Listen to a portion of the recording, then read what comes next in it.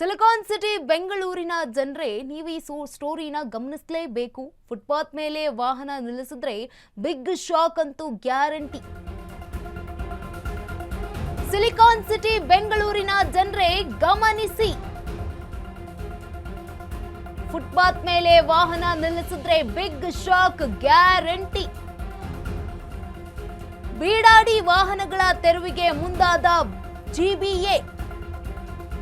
Queens ರಸ್ತೆಯಲ್ಲಿರೋ ವಾಹನಗಳ ಮೇಲೆ notice ಅನ್ನು ಅಂಟಿಸಲಾಗಿದೆ. ಈಗಾಗಲೇ ವಾಹನಗಳ ಮೇಲೆ ನೋಟಿಸ್ ಅಂಟಿಸಿ ಲಾಕ್ ಮಾಡ್ತಾರೆ.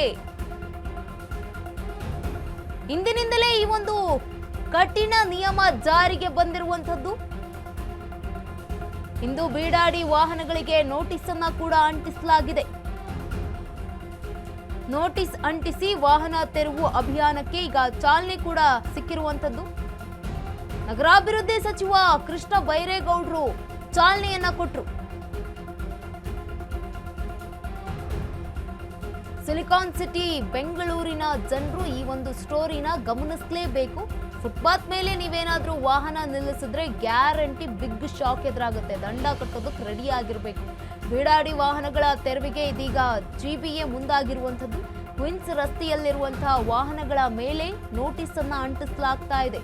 ಅಧಿಕಾರಿಗಳಿಂದ ವಾಹನಗಳ ಮೇಲೆ ನೋಟಿಸ್ ಅನ್ನ ಅಂಟಿಸಿ ನಿಮ್ಮ ವಾಹನವನ್ನ ಲಾಕ್ ಮಾಡ್ತಾರೆ. ಮುಂಚೆನೆ ಹೋಗಿ ಎಲ್ಲಿದೆಯೋ ತಗೊಂಡು ಬನ್ನಿ. ಇಂದಿನಿಂದಲೇ ಈ ಒಂದು ನಿಯಮ ಜಾರಿಯಲ್ಲಿರುವಂಥದ್ದು. ಎಲ್ಲಂದ್ರಲ್ಲೇ ವಾಹನವನ್ನ ನಿಲ್ಲಿಸಿರುವಂತಹ ಮಾಲೀಕರು ಅನಾಥವಾಗಿ ವಾಹನಗಳಿಗೆ ನೋಟಿಸ್ ಅನ್ನ ಅಂಟಿಸಿದ್ದಾರೆ ಅಧಿಕಾರಿಗಳು. ದಿನಗಟ್ಟಲೆ ತಿಂಗಳುಗಟ್ಟಲೆ ನಿಂತಿರುವಂತಹ ವಾಹನಗಳಿಗೆ ಇದೀಗ ನೋಟಿಸ್ ಅನ್ನ ಅಂಟಿಸಲಾಗಿರುವಂಥದ್ದು.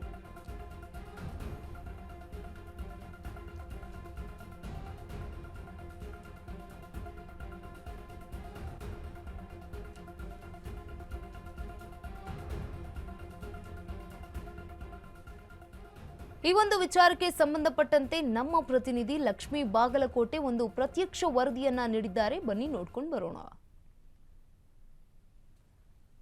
ಬೆಂಗಳೂರಿನ ಫುಟ್ಪಾತ್ ಒತ್ತುವರಿ ಮಾಡೋದಕ್ಕೆ ಮುಂದಾಗಿದ್ದಂತಹ ನಗರಾಭಿವೃದ್ಧಿ ಸಚಿವರು ಈಗ ಬೀದಿ ಬೀದಿಗಳಲ್ಲಿ ಜೊತೆಗೆ ರಸ್ತೆ ಅಕ್ಕಪಕ್ಕದಲ್ಲಿ ಜೊತೆಗೆ ಗೌರ್ಮೆಂಟ್ ಜಾಗದಲ್ಲಿ ಹಾಕಿರುವಂತಹ ವಾಹನಗಳನ್ನ ಸಹ ತೆರವು ಮಾಡೋದಕ್ಕೆ ಮುಂದಾಗಿದ್ದಾರೆ. ಇವತ್ತು ಅದಕ್ಕೆ ಅಧಿಕೃತವಾಗಿ ಚಾಲನೆಯನ್ನ ಕೊಟ್ಟಿದ್ದಾರೆ. ಇವತ್ತಿನಿಂದ ಎಲ್ಲೆಲ್ಲಿ ಬೀದಿ ಬದಿಗಳಲ್ಲಿ ಜೊತೆಗೆ ಗೌರ್ಮೆಂಟ್ ಜಾಗಗಳಲ್ಲಿ ಸಾಕಷ್ಟು ದಿನಗಳಿಲ್ಲ, ಒಂದು ತಿಂಗಳು ವರ್ಷಾನುಗಟ್ಟಲೆಯಿಂದ ಹಾಕಿರುವಂತಹ ವೆಹಿಕಲ್ಸ್ಗಳಿಗೆ ತೆರವಿಗೆ ಮುಂದಾಗಿರುವಂತಹದ್ದು ಒಂದು ನೋಟಿಸ್ ಅನ್ನ ಹಾಕ್ತಾರೆ.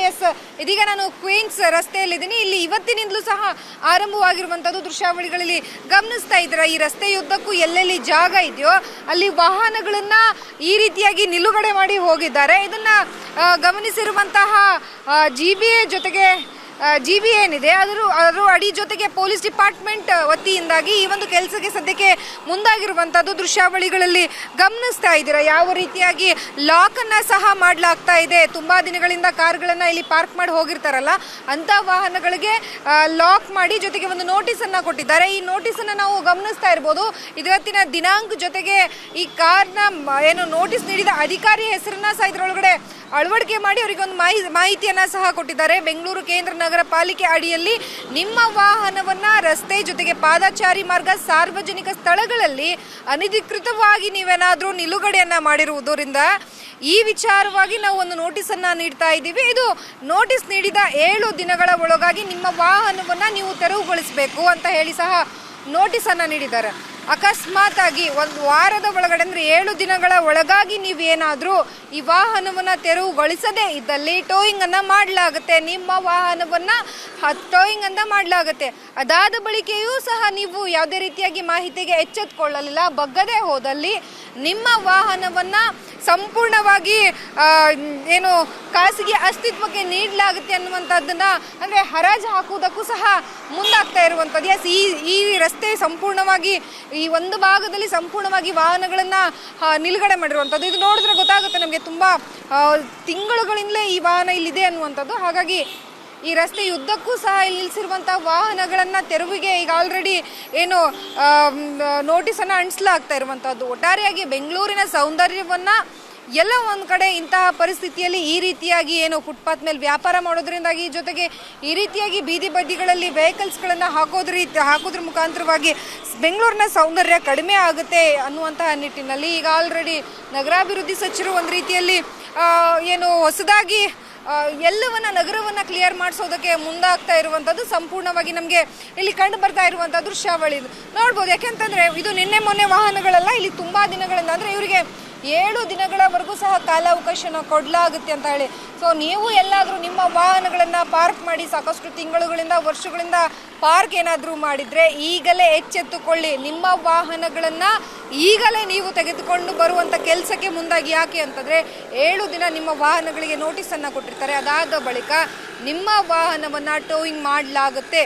ಅದಾದ ಬಳಿಕ ನಿಮ್ಮ ವಾಹನವನ್ನು ಸಂಪೂರ್ಣವಾಗಿ ಹರಾಜು ಹಾಕುವುದಂಗೆ ಮುಂದಾಗ್ತಾ ಇರುವಂತಹದ್ದು.